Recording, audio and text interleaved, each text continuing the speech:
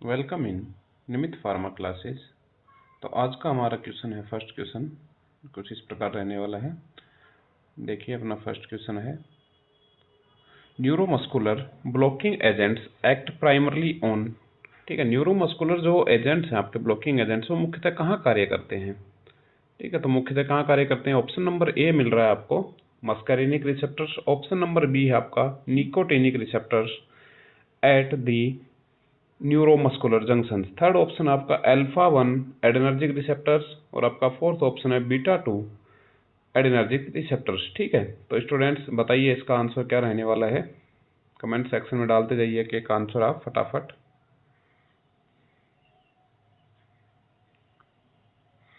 Okay, देखिए पहला option आपका मस्कैरिनिक रिसेप्टर्स। ठीक है, मस्कैरिनिक रिसेप्टर्स में मैंने आपको क्या बताया था जब मैंने आपको समझाया था उस टाइम। मस्कैरिनिक रिसेप्टर्स में कौन कौन से रिसेप्टर बताए थे, M1 M2 M3 रिसेप्टर्स। ठीक है, M1 M2 M3 रिसेप्टर्स, और उन पे जो एक्टिविटी कर रहे थे वो ड्रग थी आपकी, जैसे M1 में मैंने आपको बताई थी। ठीक है, M1 रिसेप्टर्स काम बताए थे गैस्ट्रिक ग्लैंड और गैंग्लिया। M2 रिसेप्टर्स आपके हार्ट में, M3 रिसेप्टर्स आपके स्मूथ मसल्स और ग्लैंड्स पे बताए थे मैंने। ठीक है, ये बोल रहा है आपका न्यूरोमस्कुलर ब्लॉकेज। फिर उसके बाद मैंने इसी में आपको कौन से बताए थे, निकोटिनिक रिसेप्टर्स बताए थे। ये आ गया B, option number B, nicotinic receptors at the neuromuscular junctions. वहाँ पे कौन से ड्रग काम करेंगे, आपकी न्यूरोमस्कुलर ड्रग्स काम करेंगे। ठीक है, ये आपका ऑप्शन नंबर बी आपका ठीक हो जाएगा। जिन स्टूडेंट्स ने सही जवाब दिया, बहुत बढ़िया स्टूडेंट्स, ऐसे तैयारी करते रहिए। नेक्स्ट क्वेश्चन आपका क्वेश्चन नंबर 2।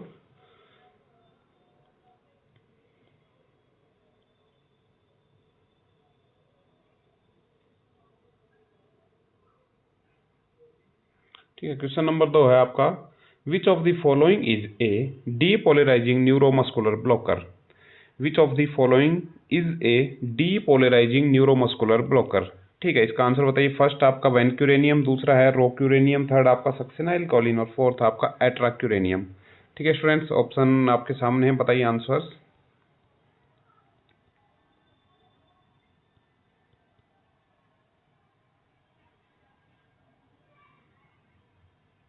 तो देखते हैं आपका फर्स्ट आपका वैनक्यूरेनियम।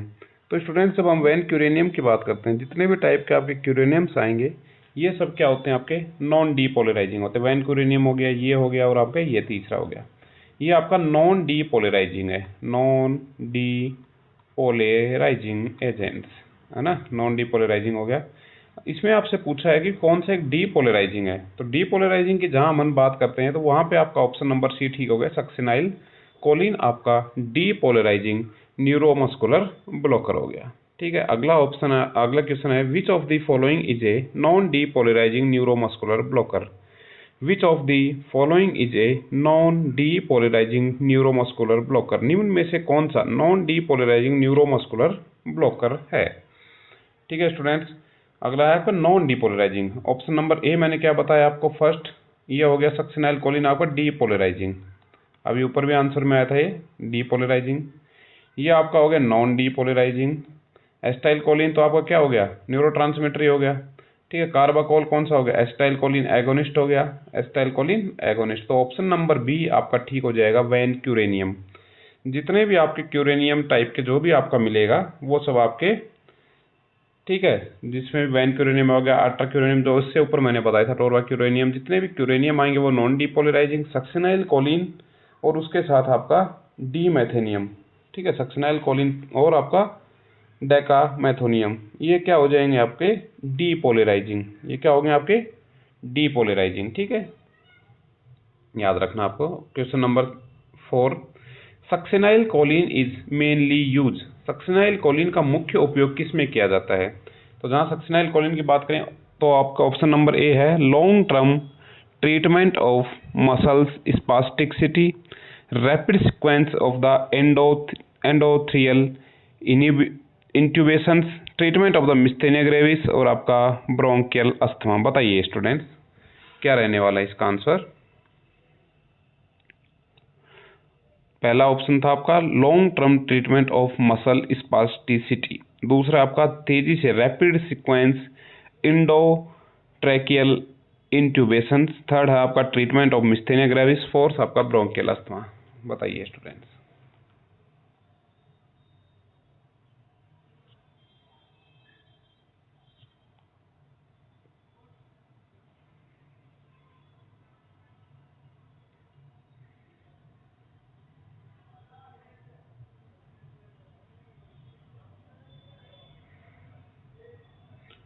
तो देखिए आप, इसका आंसर रहने वाला है answer number B, rapid sequence endotracheal intubation. तो ये आपका किसका काम हो गया, आपका सक्सेनाइल कोलिन का काम हो गया स्टूडेंट। ठीक है, नेक्स्ट है विच एंजाइम, नेक्स्ट क्वेश्चन देखिए, which enzyme rapidly hydrolyse succinyl choline in plasma.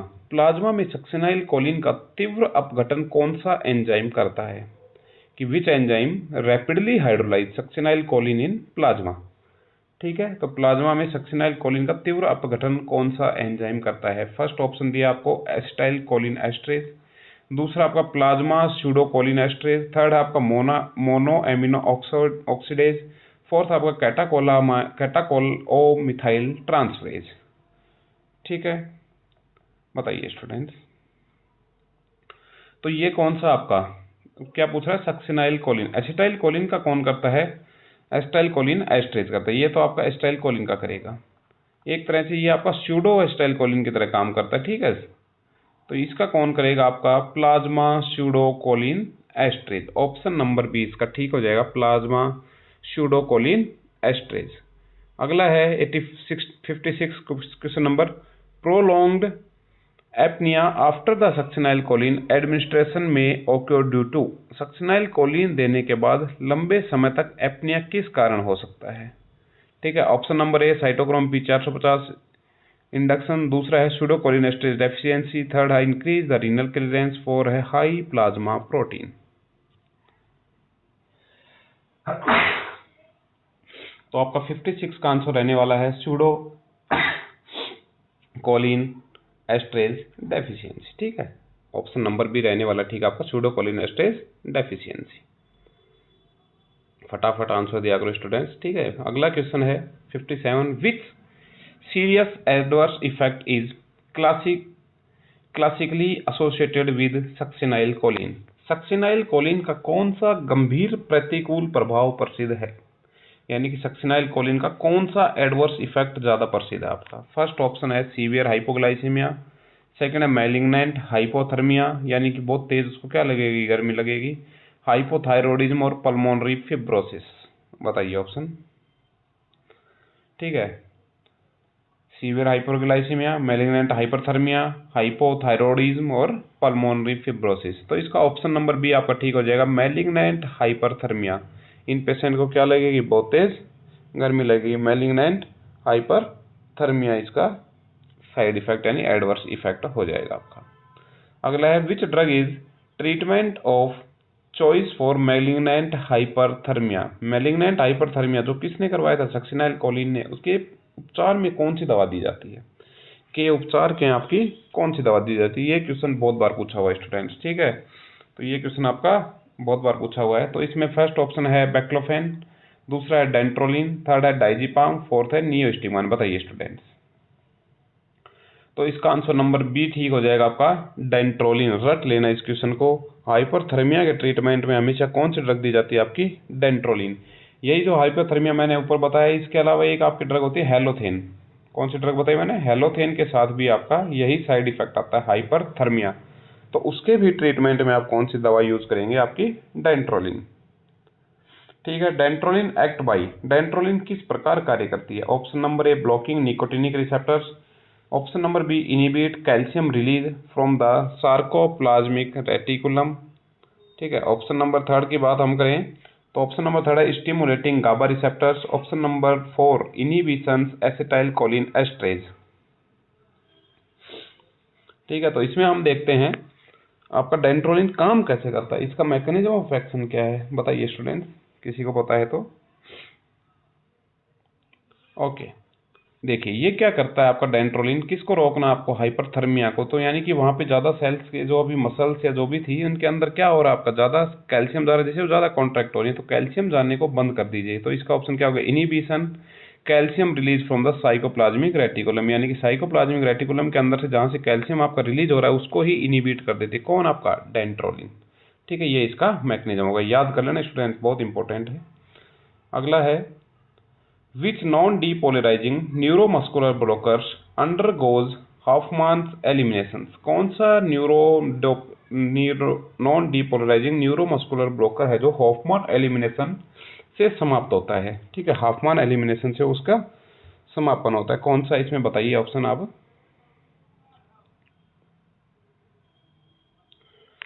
Okay, first option है वैनक्यूरेनियम, सेकंड है अट्राक्यूरेनियम, थर्ड है पेनक्यूरेनियम, फोर्थ है ट्रोक्यूरेनियम। बताइए स्टूडेंट्स। ठीक है, मैं बता देता हूँ अब आपको, इतना ही टाइम देंगे एक वीडियो के एक क्वेश्चन के लिए आपको। इसका ऑप्शन होगा आपका अट्राक्यूरेनियम। क्या ऑप्शन हो गया इसका? अट्राक्यूरेनियम स्टूडेंट्स। ठीक है, अट्राक्यूरेनियम जो आपका है वो कौन से मैकेनिज्म यानी कौन से एलिमिनेशन पाथवे को फॉलो करता है? वो आपका हॉफमैन एलिमिनेशन पाथवे को फॉलो करता है। ठीक है, ओके, तो वो उसके थ्रू जाएगा और अपने आप को समाप्त कर लेगा हॉफमैन एलिमिनेशन को। नेक्स्ट आपका 861, cis atracuranium is preferred in patients with severe liver और kidney disease। ठीक है, बिकॉज इसका बताना हमें किस वजह से, यानी गंभीर लीवर या किडनी रोगियों में cis atracuranium को क्यों प्राथमिकता दी जाती है? First option number A, it is excreted unchange in urine only, it is undergo organ independent Hofmann eliminations, it stimulates cholinergic receptors, it has oral bio availability. यानी कि कोई किसी की किडनी और लीवर किसी पेशेंट का खराब है तो उसमें सिस एट्राक्यूरेनियम क्यों दिया जाता है? इसका आंसर आपको बताना है स्टूडेंट। ठीक है, ऑप्शन दोबारा बता देता हूँ। It is excreted unchanged in urine, ठीक है, it undergo organ independent Hofmann eliminations, it stimulates cholinergic receptors, it has oral bio availability. Okay students, इसमें आपका ऑप्शन नंबर बी आ जाएगा कि जो हॉफमैन रिएक्शन जो ये एलिमिनेशन शो करते हैं वो क्या होती है? ऑर्गन इंडिपेंडेंट एलिमिनेशन शो करता है। यानी कि चाहे आपका किडनी खराब हो, चाहे लीवर खराब हो या कोई और ऑर्गन खराब हो, उस पर ये आपका डिपेंड नहीं करेगा स्टूडेंट्स। ठीक है, तो इसलिए ये इस पर डिपेंड करता है। अगला 862, which drug is commonly use to reverse non depolarising neuromuscular blockage? वह कौन सी ड्रग है जो कॉमनली यूज की जाती है नॉन डिपोलराइजिंग ब्लॉकर को रिवर्सली करने के लिए? सामान्यतः कौन सी दवा उपयोग में लाई जाती है? ठीक है, फर्स्ट नियोस्टिगमाइन, दूसरा एट्रोपिन, तीसरा आपका पिलोकार्पिन, चौथा आपका सक्सेनाइल कोलिन। ठीक है, बताइए आंसर। ओके, कुछ स्टूडेंट अच्छा जवाब देते हैं। ओके, इसमें आएगा आपका नियोस्टिगमाइन। कौन सी ड्रग दी जाती है उस पेशेंट को? यानी कि उनको कौन सी देंगे आप? नियोस्टिगमाइन देंगे उसको। ठीक है, कौन सी देंगे? नियोस्टिगमाइन। नॉन डीपोलराइजिंग न्यूरोमस्कुलर ब्लॉक्स को रिवर्स करने के लिए सामान्यतः नियोस्टिगमाइन ड्रग आपकी दी जाती है, याद रखना स्टूडेंट। अगला है आपका rocuronium is preferred for rapid sequence intubations when the succinyl Colin is contra indicated because. यदि सक्सेनाइल कोलिन कॉन्ट्रा इंडिकेटेड है तो रैपिड सीक्वेंस इंट्यूबेशन के लिए रोक्यूरेनियम क्यों चुना जाता है? ठीक है, रोक्यूरेनियम चुनने की वजह क्या है? तो ऑप्शन नंबर ए दिया है, it is depolarising blockers. B option, it has the relatively rapid onset among non depolarising agents. Third है, it is orally effective. Fourth है, it produce the analgesia. Okay, option number B आपका ठीक रहेगा इसमें। It has a relatively rapid onset among non depolarising आपका agents. ठीक है, वह क्या रखते हैं? बहुत तेजी से ऑनसेट एक्शन करने वाले नॉन डीपोलराइजिंग एजेंट की एक्टिविटी रखते हैं, इसलिए। अगला है पेनक्यूरेनियम इज कैरेक्टराइज्ड बाय। पेनक्यूरेनियम की प्रमुख विशेषता क्या है? ठीक है, depolarising neuromuscular blockage, non depolarizing blocker with vagolytic effect causing the tachycardia। Third option है मस्करेनिक एगोनिस्ट। फोर्थ आपका कोलिनेस्टरेज इनहिबिटर्स। ओके स्टूडेंट्स, बताइए।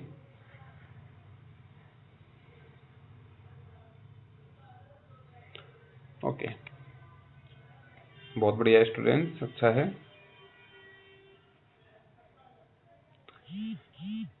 तो इसमें रहने वाला आपका ऑप्शन नंबर बी, ये क्योंकि ये डीपोलराइजिंग नहीं है। ये कौन से हैं? पेनक्यूरेनियम नॉन डीपोलराइजिंग, तो ये ऑप्शन वैसे कट गया आपका। डीपोलराइजिंग की बात करें तो हम सक्सेनाइल कोलिन बताया था मैंने आपको।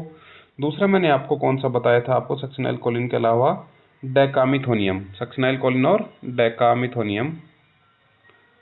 ठीक है, अगला ऑप्शन है आपका नॉन डीपोलराइजिंग। नॉन डीपोलराइजिंग जितने भी क्यूरेनियम आते हैं, पेन क्यूरेनियम, अटोरा क्यूरेनियम, जितने भी क्यूरेनियम आते हैं, डी2 क्यूरेनियम, ये सब क्यूरेनियम आपके कौन से होते हैं? नॉन डीपोलराइजिंग होते हैं। ठीक है, नॉन डीपोलराइजिंग ब्लॉकर्स होते हैं। ओके, तो ये हो जाएगा आपका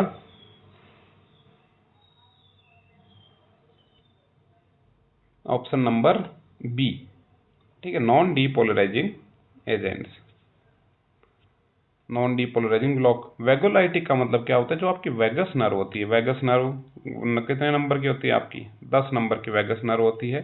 ठीक है, ये क्या करती है? आपकी एसिटाइल कोलिन के रिलीज को बढ़ाती है। वेगोलाइटिक का मतलब एसिटाइल कोलिन के रिलीज को कम कर देगी। जो ड्रग एसिटाइल कोलिन के रिलीज को कम करेगी, एसिटाइल कोलिन का काम क्या बताया था मैंने कल भी लास्ट वीडियो में बताया था, ब्रेडिकार्डिया करती है। जब इसका लेवल कम हो जाएगा तो क्या हो जाएगा? आपका टैकीकार्डिया, हार्ट रेट आपकी इंक्रीज हो जाएगी।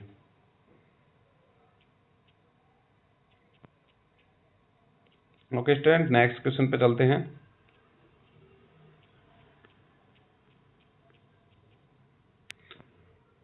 #65 number. Which non-depolarizing neuromuscular blocker has minimal cardiovascular effect and is widely used during the surgery? कौन सा नॉन डीपोलराइजिंग न्यूरोमस्कुलर ब्लॉकेज न्यूनतम कार्डियोवैस्कुलर इफेक्ट के कारण सर्जरी में व्यापक रूप में उपयोग किया जाता है? ठीक है, सर्जरी में व्यापक रूप में उपयोग किया जाने वाला बताइए, बताइए ऑप्शन आपके पास। फर्स्ट है पेनक्यूरेनियम, सेकंड है वेनक्यूरेनियम, थर्ड है सक्सिनाइलकोलिन, फोर्थ है कार्बाकोल।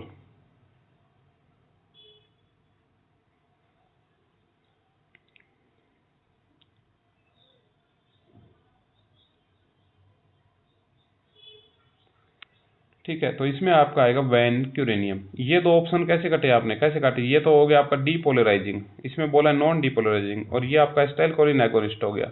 ये दो ऑप्शन तो आपके ऐसे कट गए। अब आता है इसमें वेनक्यूरेनियम। तो वेनक्यूरेनियम आपका वो होता है जो क्या करता है? मिनिमम कार्डियोवैस्कुलर इफेक्ट जो करता है। ठीक है स्टूडेंट्स, नेक्स्ट क्वेश्चन आपका, मीवाक्यूरेनियम इज मेनली मेटाबोलाइज्ड बाई। मीवाक्यूरेनियम का मुख्य उपापचय किसके द्वारा होता है? तो मीवाक्यूरेनियम का किसके द्वारा होता है बताइए आप। तो मीवाक्यूरेनियम का आपका होता है प्लाज्मा स्यूडोकोलिन एस्ट्रेज के द्वारा। किसका?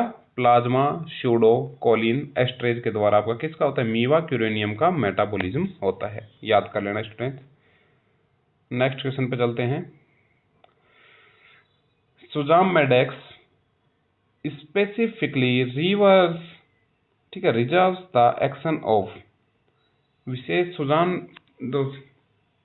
सुजामडेक्स है विशेष रूप से किस दवा के प्रभाव को उलटता है? ऑप्शन नंबर ए आपका सक्सिनाइलकोलिन, ऑप्शन नंबर बी है आपका रोक्यूरेनियम एंड वेनक्यूरेनियम, थर्ड आपका अट्राक्यूरेनियम, फोर्थ आपका बैक्लोफेन।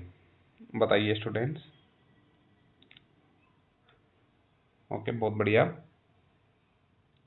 तो ये है आपका रोक्यूरेनियम एंड वेनक्यूरेनियम। किसका आपका करता है? रोक्यूरेनियम और आपका वेक्यूरेनियम के प्रभाव को उल्टा करने का काम कौन करता है? सुगामेडेक्स। ठीक है, बैक्लोफेन एक्ट एज, बैक्लोफेन मुख्यतः किस प्रकार का कार्य करता है? ठीक है, बैक्लोफेन मुख्यतः किस प्रकार का काम करता है आपका? ओके, बहुत बढ़िया, बहुत अच्छा है स्टूडेंट्स। ओके, मैं बताता हूँ पहले आपको बैक्लोफेन क्या काम करते हैं। ये आपके सेंट्रल एक्टिंग, कौन से आपके सेंट्रल एक्टिंग होते हैं? आपके सेंट्रल एक्टिंग न्यूरोमस्कुलर्स के तौर पे यूज़ किया जाता है। इसमें जैसे एग्जांपल के तौर पे हम डाइजीपाम यूज़ करते हैं। इसमें डाइजीपाम भी आपके स्केलेटल मसल्स को रिलैक्स करेगा। कहाँ से? सेंट्रल एक्टिंग की तरफ से। दूसरा आपका बैक्लोफेन हो गया। टीजानिडीन भी होता है एक आपका, क्लोनिडीन की बहन कौन सी होती है? टीजानिडीन। ठीक है, तो टीजानिडीन भी आपका, ठीक है, एक ऑप्शन 3 बताया मैंने आपको, सेंट्रल एक्टिंग में डाइजीपाम, बैक्लोफेन और आपका टीजानिडीन। ये तीनों क्या करते हैं? आपके सेंट्रल रूप से, यानी कि जो आपका सेंट्रल नर्वस सिस्टम है वहाँ से आपके स्केलेटल मसल्स को रिलैक्स करने का काम करते हैं। तो इसकी मैकेनिज्म की बात करें हम बैक्लोफेन की, तो ये आपका ऑप्शन नंबर बी ठीक हो जाएगा। गाबा बी एगोनिस्ट होते हैं, गाबा बी एगोनिस्ट होते हैं। इसमें फर्स्ट ऑप्शन दिया गाबा ए एगोनिस्ट, वो आपका कौन होता है? डाइजीपाम। वो आपका क्या होता है? डाइजीपाम होता है। गाबा ए एगोनिस्ट। निकोटिनिक रिसेप्टर एगोनिस्ट, यानी कि एनएम या एनएन कोई भी ब्लॉकर की बात कर रहा है आपका यहाँ पे। डोपामिन एगोनिस्ट, जो डोपामिन का एगोनिस्ट होता है। तो यहाँ आपका बैक्लोफेन हो जाएगा गाबा बी रिसेप्टर्स एगोनिस्ट की तरह काम करता है आपका। ठीक है, बहुत बढ़िया students. 869 number question, baclofen is mainly used for. Baclofen का मुख्य उपयोग किस में किया जाता है? ऑप्शन नंबर ए है आपका ब्रोंकियल अस्थमा, ठीक है, ब्रोंकियल अस्थमा में। दूसरा skeletal muscles spasticity. Option number C hypertension. Option number D peptic ulcer. बताइए स्टूडेंट्स।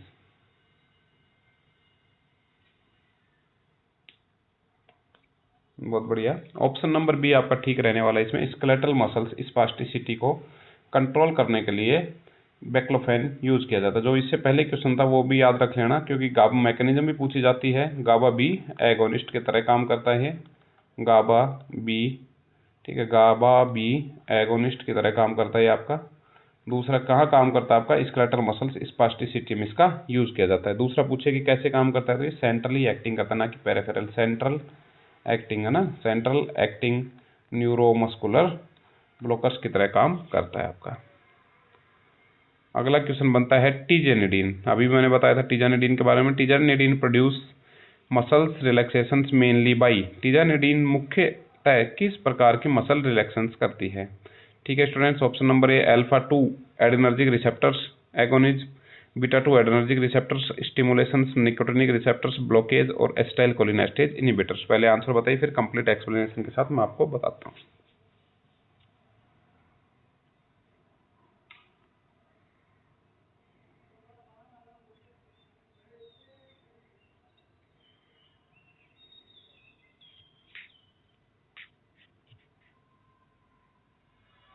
ओके, इसमें होगा आपका अल्फा 2 एड्रेनर्जिक रिसेप्टर्स एगोनिस्ट। ठीक है, ये इस तरह से आपके टीजेनिडीन काम करती है। ठीक है, alpha 2 receptors adrenergic receptors agonist, या कई जगह लिखा मिलता है आपको प्री साइनेप्टिक अल्फा 2 एगोनिस्ट। इसी की क्लास की जो ड्रग होती है तो टीजेनिडीन होगी। इसी की क्लास की मैंने ऊपर भी एक ड्रग है क्लोनिडीन। इसको आप एंटी हाइपरटेंसिव ड्रग्स के रूप में यूज करते हैं। मेनली 0.1 mg में यूज की जाती है क्लोनिडीन। ठीक है, एंटी हाइपरटेंसिव ड्रग्स के तौर पे भी आप टीजेनिडीन को यूज करते हैं स्टूडेंट्स। ठीक है, ये बात आपको याद रखनी है।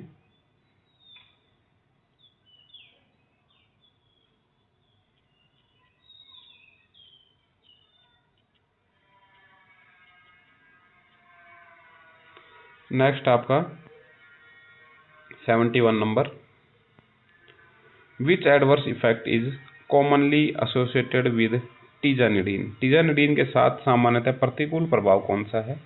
Option number A hypertension, option number B dry mouth and drowsiness, hyperglycaemia और ब्रोंकोस्पाज्म। बताइए students.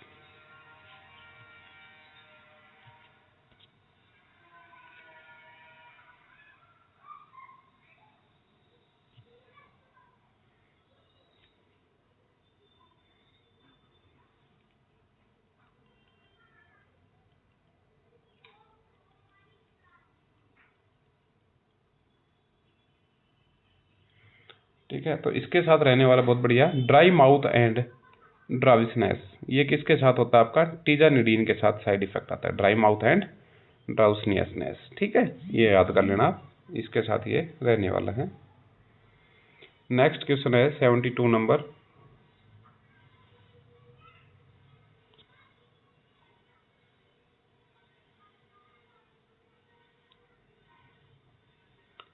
Botulinum toxin produces muscles paralysis by. Botulinum toxin muscle paralysis किस प्रकार उत्पन्न करती है?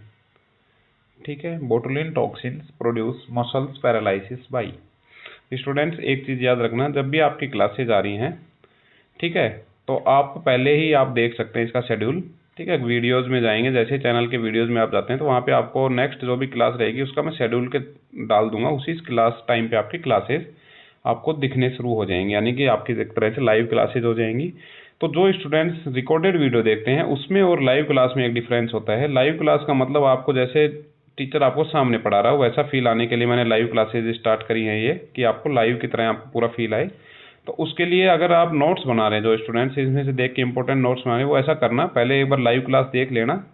ठीक है, उसके साथ साथ देखते जाना, उसमें आपको थोड़ा सा स्पीड बढ़ाने का आपको मौका मिलेगा। इसमें आप ऐसे टिक लगा दीजिए। जो नोट्स बना रहे हैं वो बाद में आप रिकॉर्डेड वीडियो जो आपका अपलोड हो जाएगा उसको फिर उसको आराम से देखते हुए चलना है, और आपको जो भी नोट्स में लिखना है वो लिख लीजिए। अभी इस टाइम आप अपने जितने भी स्टूडेंट्स देखते हैं तो अपना कमेंट डालते रहिए, जिससे आपको क्या होगा, क्वेश्चंस की स्पीड का पता चल जाएगा ना। स्पीड धीरे धीरे स्पीड आपकी इंप्रूव हो जाएगी और आपको एक तरह से उसको हैंडल करने की प्रैक्टिस होती हुई चली जाएगी। बाकी नोट्स बना रहे वो स्टूडेंट बाद में उसको फिर रोक के आराम से देखते हुए चल देना।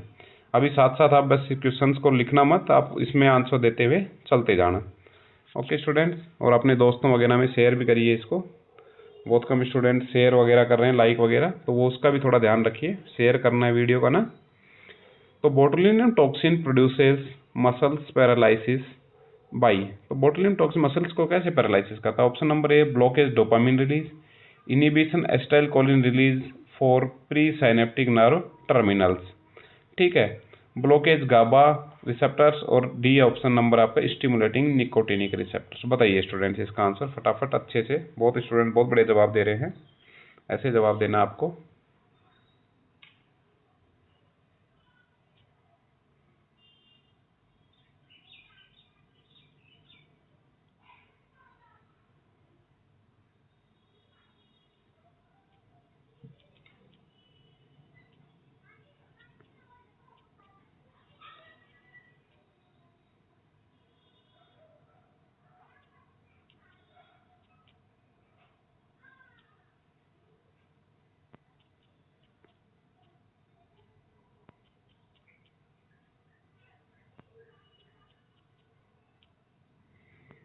ओके, तो ये इसमें आ जाएगा आपका ऑप्शन नंबर बी। बहुत बड़े students, inhibiting acetyl choline release from pre synaptic nerve terminals. ठीक है, अगला है botulinum toxin is therapeutically use in all except. Botulin toxin का उपयोग निम्न में से सभी में होता है, किसके सिवाय? ऑप्शन नंबर ए सर्वाइकल डिस्टोनिया, दूसरा है chronic migraine, third spasticity, fourth है मिस्थेनिया ग्रेविस। बताइए स्टूडेंट्स किसके अलावा और बाकी सब में होता है?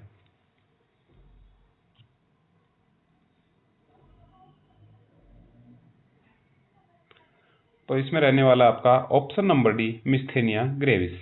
तो बात करूं अगर मैं मिस्थेनिया ग्रेविस क्या है स्टूडेंट्स, तो मिस्थेनिया ग्रेविस आपकी इस डिजीज में क्या होता है, किसी पेशेंट को इनकी मसल्स इतनी कमजोर हो जाती हैं कि इनकी ना आंखें खुल पाती हैं, ना ये इनको काम करने, पूरी मसल्स एक तरह से फटीक हो जाती हैं इसमें। ठीक है, मिस्थेनिया ग्रेविस में, ठीक है, मसल्स फटीक हो जाती हैं। इसके टेस्ट कल मैंने बताए भी थे आपको। इड्रोफोनियम, इसमें कौन कौन सी ड्रग दी जाती है, एक तो आपको मैंने बताई थी, ठीक है, फाइगोस्टिगमाइन और नियोस्टिगमाइन, दो ड्रग बताई थी मैंने, नियोस्टिगमाइन और आपका पायरिडोस्टिगमाइन। ठीक है, ये दो ड्रग बताई थी जो आपके किसके एसिटाइल कोलिन के लेवल को बढ़ाते हैं। एक टेस्ट बताया था मैंने, इड्रोफोनियम। इसी के साथ एक स्टूडेंट ने बहुत अच्छा कमेंट सेक्शन में डाला, सर डी ट्यूबिक्रिन टेस्ट भी होता है। यस, इसका ये दोनों टेस्ट होते हैं इसके। ठीक है, ये दोनों टेस्ट इसके लगा के देखे हुए जाते हैं। आपके लिए एक और आज के लिए मैं अभी कमेंट के लिए बोलता हूं कि इस डी ट्यूबिक्रिन का दूसरा नाम क्या है और इस इड्रोफोनियम टेस्ट का दूसरा नाम क्या है, दोनों आप मुझे कमेंट सेक्शन में बताना स्टूडेंट्स। बहुत बढ़िया पढ़ रहे हैं कुछ students, very good. Next question आपका 74 number, which of the following drugs may cause the histamine release leading to hypotension and bronchospasm। निम्न में से कौन सी दवा हिस्टामिन रिलीज करके हाइपोटेंशन और ब्रोंकियोस्पाज्म उत्पन्न करती है? ठीक है, कौन सी दवा की बात करें जो हिस्टामिन रिलीज करके हाइपोटेंशन यानी कि बीपी को कम करती है और आपके स्पाज्म कराती है? तो फर्स्ट है एट्राक्यूरेनियम, दूसरा है वेनक्यूरेनियम, तीसरा है रोक्यूरेनियम, चौथा है सिस्टाक्यूरेनियम। ठीक है, तो इसका आपको जवाब देना है। बताइए स्टूडेंट्स, अगर क्वेश्चंस नहीं आ रहे हैं कोई दिक्कत नहीं है स्टूडेंट्स, अभी तक नहीं आ रहे हैं, अब आगे से इनको याद कर लेना। ठीक है, आगे ये आ जाएंगे आपको, ऐसा नहीं है कि नहीं आएंगे जिंदगी भरी। अब जैसे जैसे तैयारी होती चलेगी तो आपको सब धीरे धीरे आने लगेगा। ओके, इसका ऑप्शन हो गया आपका ऑप्शन नंबर ए, एट्राक्यूरेनियम के साथ साइड इफेक्ट। ठीक है, वो हिस्टामिन को भी रिलीज करती है आपकी बॉडी में, हाइपोटेंशन करती है और ब्रोंकियोस्पाज्म भी उत्पन्न कर देती है। ये इसके साथ साइड इफेक्ट मान लीजिए एट्राक्यूरेनियम। ठीक है, एज ए इसको न्यूरोमस्कुलर ब्लॉकर भी यूज किया जाता है। ठीक है, एट्राक्यूरेनियम नॉन डीपोलराइजिंग होती है आपकी, नॉन डीपोलराइजिंग स्केलेटल मसल्स। अगला है आपका neuromuscular blocking drugs are administered during the surgery primarily to. Surgery के दौरान न्यूरोमस्कुलर ब्लॉकेज ड्रग मुख्यतः किस उद्देश्य से दी जाती हैं? फर्स्ट है प्रोड्यूस एनाल्जेसिया, दूसरा प्रोड्यूस अनकॉन्शियसनेस, थर्ड है produce skeletal muscles relaxations to facilitate surgery and intubation, fourth है प्रिवेंट नोजिया एंड वोमिटिंग। बताइए स्टूडेंट्स, फिर आपको एक इंपॉर्टेंट टॉपिक समझाता हूँ लास्ट में।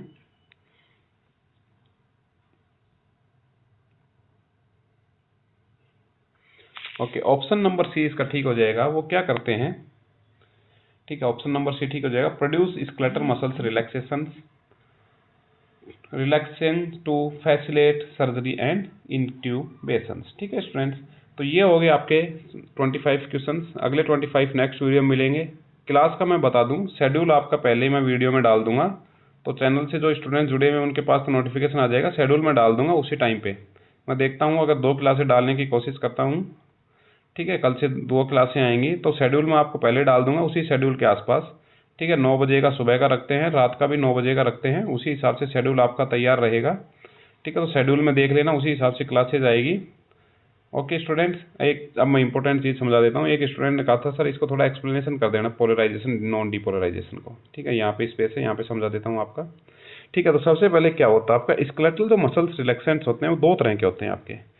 ठीक है, एक होते हैं आपके जैसे ये स्केलेटल मसल्स रिलैक्सेंट्स, 2 तरह की बात कर रहा हूँ मैं, एक सेंट्रल एक्टिंग, ठीक है, एक आपका पेरिफेरल एक्टिंग।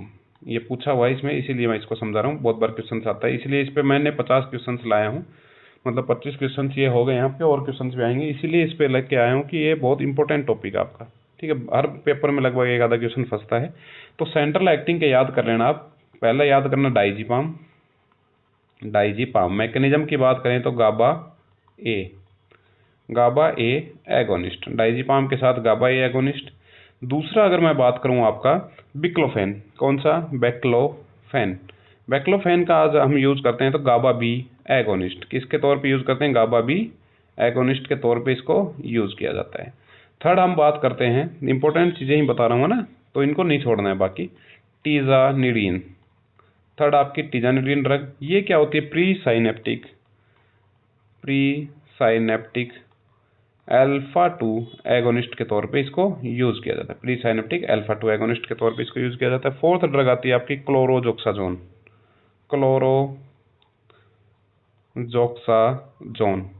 ये हो गया आपके सेंट्रल एक्टिंग। आपसे अगर कोई पूछता है सेंट्रल एक्टिंग तो ये बताना है। दूसरा आपका आता है पेरिफेरल, तो इसके नीचे बना देता हूं मैं, कोई ऊपर स्पेस है क्या?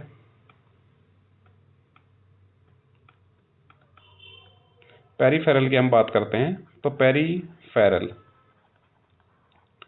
एक स्टूडेंट कमेंट कर रहा था सर इसका बताइए, तो पेरिफेरल में हम देखते हैं, पेरिफेरल में 2 तरह के ड्रग आते हैं, आपके डायरेक्ट एक्टिंग की बात करते हैं तो इसमें आती है आपकी डेंट्रोलिन। कौन सी? आपकी डेंट्रोलिन। ठीक है, डेंट्रोलिन मैकेनिज्म क्या होता है? ये क्या करता है? Decrease calcium release. कहाँ से कैल्शियम रिलीज? एक क्वेश्चन में पहले भी मैंने बताया, इसलिए सब डालने के पहले कोशिश करिए, जो आपकी सार्कोप्लाज्मिक रेटिकुलम वहाँ से कैल्शियम को रिलीज होने से ही रोक देगी। ये तो हो गया आपका डायरेक्ट एक्टिंग। दूसरा आपका बताया इसमें पेरिफेरल एक्टिंग। ठीक है, दूसरा पेरिफेरल एक्टिंग। डायरेक्ट पूछा जाता है, डायरेक्ट एक्टिंग न्यूरोमस्कुलर ब्लॉकेज का नाम बताइए, तो आप क्या बताएंगे? डेंट्रोलिन। पेरिफेरल में पूछे तो न्यूरोमस्कुलर ब्लॉकेज, इसमें 2 तरह के होते हैं आपके, non depolarizing drugs. Non depolarizing drugs में जितने भी क्यूरेनियम आते हैं आपके, एटोरवा क्यूरेनियम और जितने भी क्यूरेनियम मैंने बताए हैं, ये सब इसमें आता है। एटोरवा क्यूरेनियम, डीटोबक्यूरेनियम, जितने भी क्यूरेनियम है याद रख लेना, सब कौन से होते हैं? आपके नॉन डीपोलराइजिंग। ये क्वेश्चन आपके बहुत बार पूछा हुआ है। और दूसरा आपका डीपोलराइजिंग मैंने आपको पहले ही बताया है, सक्सिनाइल कोलिन, और दूसरा आपका डेकामिथोनियम। ठीक है स्टूडेंट्स, इनको आप याद कर लेना। तो पेरिफेरल एक्टिंग में मेनली पेरिफेरल बहुत बार पूछा हुआ है कि पेरिफेरल में कौन सा ज़्यादा पूछा जाता है, नॉन डीपोलराइजिंग है कि डीपोलराइजिंग। तो दो नाम आपको याद कर लेने हैं, सक्सिनाइल कोलिन और डेकामिथोनियम। ये हो गया आपके डीपोलराइजिंग। नॉन डीपोलराइजिंग में आपके जितने भी क्यूरेनियम आते हैं, अटोरोक्यूरेनियम, डीटोबोक्यूरेनियम, मैंने बहुत सारे वीडियो में बताए हैं, ये सारे क्यूरेनियम आपके नॉन डीपोलराइजिंग हो जाएंगे। डायरेक्ट एक्टिंग पूछे तो डेंट्रोलिन बताना है, सेंट्रल एक्टिंग पूछे तो आपको डाइजिपाम बताना है, बिक्लोफेन बताना है, टीजानिडिन बताना है, क्लोराजोक्साजोन बताना है। ठीक है स्टूडेंट्स, ये सब आपको याद कर लेना है स्केलेटल मसल से लैक्सेंट्स के तौर पे। वीडियो को शेयर करिए, नियमित फार्मा क्लासेस के साथ जुड़े रहिए, लाइक और सब्सक्राइब करते रहिए स्टूडेंट्स, पढ़ते रहिए। मिलते हैं नेक्स्ट वीडियो में, तब तक के लिए जय हिंद, जय भारत।